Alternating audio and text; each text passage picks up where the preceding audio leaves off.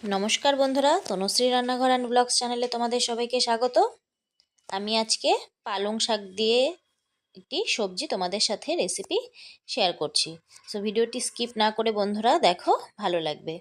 और भालो लागले प्लिज प्लिज सबाई तोमरा किन्तु आमार पाशे থেকো। तो चलो ताहले एबारे शुरू करा जाक। फार्स्ट अफ अल आमी गैसे कड़ाई बसिए दिएछि, दिए एबारे किन्तु आमी देखतेई पाচ্ছ কিছুটা কড়াইয়ের মধ্যে জল দিয়ে দিয়েছি।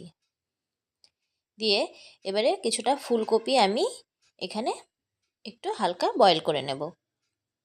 দিয়ে দিলাম সামান্য একটু নুন।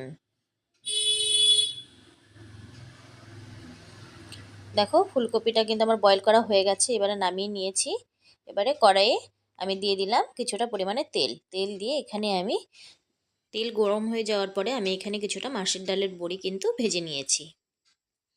এখানে আমি মোটামুটি 15 থেকে 20টার মতন বড়ি নিয়ে নিয়েছি। এই সবজিটাতে কিন্তু বড়িটা একটু বেশি না দিলে খেতে ভালো লাগবে না।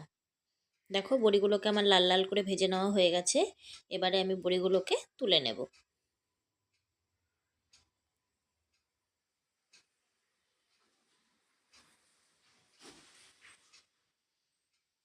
এবারে যে তেল ছিল সেই তেলেই আমি আর কিছুটা পরিমাণে সামান্য তেল দিয়ে এর মধ্যে দিয়ে দিলাম দুটো শুকনো লঙ্কা আর কালো জিরে। তারপরে ফোড়নটা কিছুক্ষণ ভেজে নিয়ে এখানে আগে থেকে কেটে রাখা বেগুন, আলু, সিম, কফি সমস্ত সবজি কিন্তু আমি এর মধ্যে দিয়ে দিয়েছি। দিয়ে মোটামুটি 2 মিনিটের মতন ভালো করে নাড়াচাড়া করে নিচ্ছি। এবারে আমি এর মধ্যে দিয়ে দিলাম স্বাদ মতন নুন আর হলুদ। দিয়ে সমস্ত কিছু ভালোভাবে মিশিয়ে নিচ্ছি।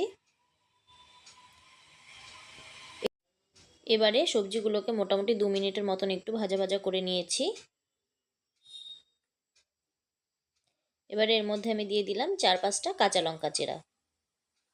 দিয়ে আবারও কিছুক্ষণ সময় নিয়ে আমি নেড়ে নিলাম। এবার আগে থেকে কেটে রাখা পালং শাকগুলো কিন্তু আমি এর মধ্যে দিয়ে দিয়েছি। পালং শাকগুলো কিন্তু খুব একটা একদম ঝুরি করে কাটিনি, একটু বড় বড় করে কেটে নিয়েছি। আর শাকটাকে কিন্তু খুব ভালো করে ধুয়ে পরিষ্কার করে নিয়েছিলাম। এরপর আমি এর মধ্যে দিয়ে দিয়েছি ওই ভেজে রাখা বড়িগুলো। বড়িগুলো দিয়ে শাক সবজি সমস্তটাই ভালো করে কিন্তু মিশিয়ে নিচ্ছি। এইভাবে করে আমি মোটামুটি আরও 2 থেকে 3 মিনিটের মতন একটু ভেজে নিয়েছি।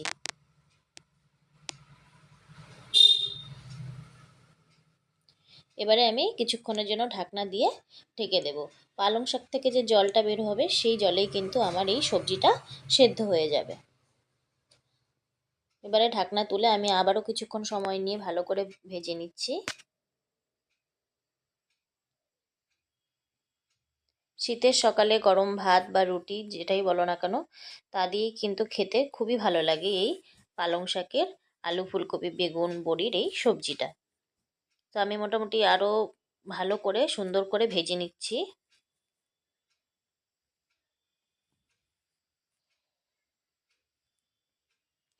এবারে আমি সবজির জন্য যে ঝোলটা দরকার তার জন্য আমি জল অ্যাড করে দিলাম। দিয়ে মোটামুটি 4 থেকে 5 মিনিটের মতন কিন্তু ভালো করে ফুটিয়ে নেব। খুবই সহজ এবং সিম্পল একটি রেসিপি। তোমরা বাড়িতে অবশ্যই বন্ধুরা বানিয়ে ট্রাই করে দেখতে পারো যে কেমন লাগে খেতে।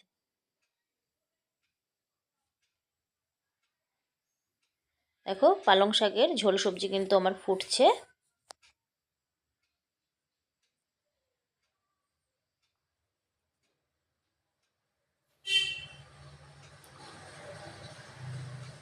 পরিবেশনের জন্য কিন্তু একদমই তৈরি হয়ে গেল আমার পালং শাকেরই ঝোল সবজি রেসিপিটি। সো ভিডিওটি যদি ভালো লেগে থাকে বন্ধুরা তোমরা প্লিজ একটা কমেন্ট করে জানিও। আর আমার চ্যানেলে আরও নতুন নতুন ভিডিও পেতে তোমরা কিন্তু পাশে থেকো। ভালো থেকো, সুস্থ থেকো, সবাইকে অসংখ্য অসংখ্য ধন্যবাদ ভিডিওটি দেখা।